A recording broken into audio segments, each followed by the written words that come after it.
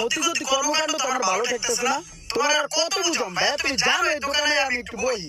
তুমি যদি এই জায়গায় বসে চা খাও তাহলে আমি কই যাবো? এরকমই যদি বদনামি করতে থাকো তাহলে কি আমার ইজ্জত সম্মান থাকে? তুমি খালি আকামের বেলায় আছো, কামের বেলায় একটা কামও করো না। খালি চা আনতে পারো আর মানুষকে আড্ডা মারতে পারো। তুমি আনতে পারো, বাসে যাও। চা কয় টাকা হইছে? আর তোমার বিল দেওয়া লাগবে না। আও, তোমার পকেটের থেকে টাকাটা দিবা, ওটা তো আমারই টাকা। হিসাব মিলাইলে আমার পকেটের থেকে টাকাটা যাইবো। সরো এনতে, সরো, আমি মাথাটা ঠান্ডা করি, একটা চা খামো। আর পেটটা নিয়ে লড়তে পারে, যাও তো। ওই ভাই, আপনি আবার ওঠেন নাকি? কাম নাই কাজ দিয়ে সারাদিন আড্ডা মারতে হয়। ওই, আমার এক কাপ চা দে। আর এবার কয় টাকা হয়েছে? এখন হয়েছে 40 টাকা, আগে হয়েছে 150 টাকা। আল্লাহ রে আল্লাহ, এটাতে খাইতেও পারে। কি পরিমাণে যে চা কিনতে পারে আল্লাহই জানে। আর বেটা 150 টাকা ইনকাম করে দেখছো, স্কুটি ফাইটে যায় 150 টাকা ইনকাম করতে লিগা। তুমি একটা কাজ করো, একটা চা দাও তো, মাথাটা ঠান্ডা করি। এই বড় ভাইয়ের কর্মকাণ্ডে মাথার গরম হয়েছে ওরখান।